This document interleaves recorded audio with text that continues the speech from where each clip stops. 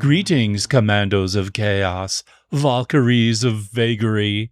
Welcome back to I Love a Hoarder. I'm your host, Chutney Whye, LA's #1 cosmetic acupuncturist, a human steamroller for the craggy little gravel pit that is your forehead. This morning, 17 Amazon boxes arrived at my door.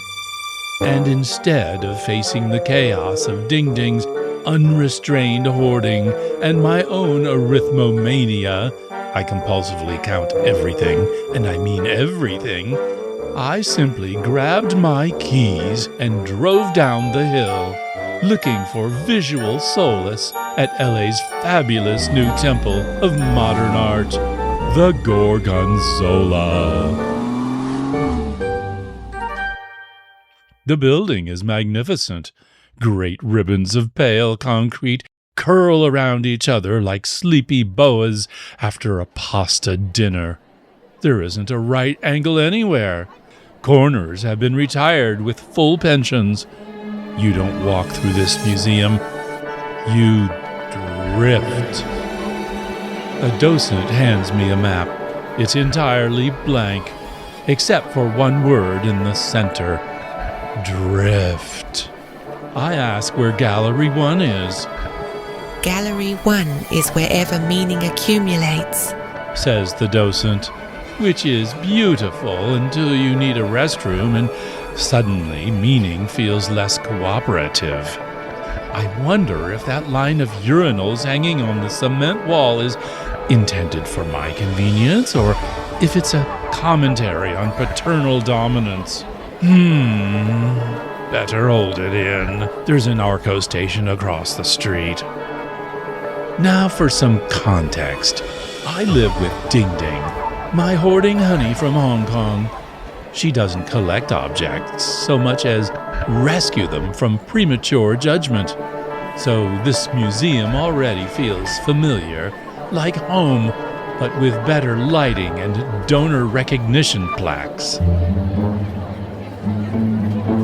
The first gallery, or possibly the fourth or fifth, chronology has been gently discontinued, is a long table. Everything is on tables, with no apparent relationship, like a church rummage sale. Nothing is contained. Across from a rusted horseplow sits a horsehair wig, once worn by Tallulah Bankhead. The placard reads, Equestrian Emotional Residue. On another table, an electric toaster, an Etruscan urn. A man whispers, It's about consumer culture. A woman says, No, it's about entropy. I think it's about time for lunch. Then I turn the corner and I stop. 6 mechanical plaster pigs, glossy, golden, each wearing immaculate white gloves, like they're about to perform kicks in a chorus line. A brass placard reads, Jazz Hands. A woman beside me stares. Excuse me, is this performance art? You must be from out of town. She nods. Tierra del Fuego. I thought so. You'll acclimate. I continue drifting, or being drifted, hard to tell. Then I see it. A single stick of butter on a pedestal facing Wilshire Boulevard. Golden light melting slowly like it has accepted impermanence as a career path. Placard, the Infinite Softening Index, version 6492. Every morning, reset.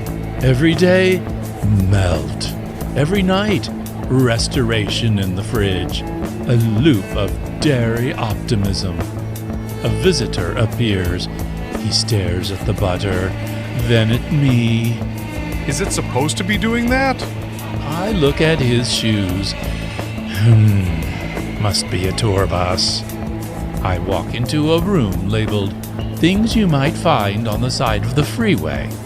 Inside, an office chair with a torn cover, an autographed headshot of Florence Henderson, a frightened Labrador, no placard. I sit. For a moment, I stop counting, which is rare. Someone calls to me. Sir, no sitting on the exhibit. What? Oh, sorry. Sir, no petting the exhibit. Huh? Oh, I thought he was just waiting for a... He's awaiting interpretation. He steps forward and glances at my shoes. Eventually, I drift toward what I assume is the exit. Then I hear it. The cafe. There's always a cafe. A chalkboard reads, "Today's soup, cream of found object." I stop. Inside, warm light, soft steam. Someone asking, Is this spoon part of the narrative?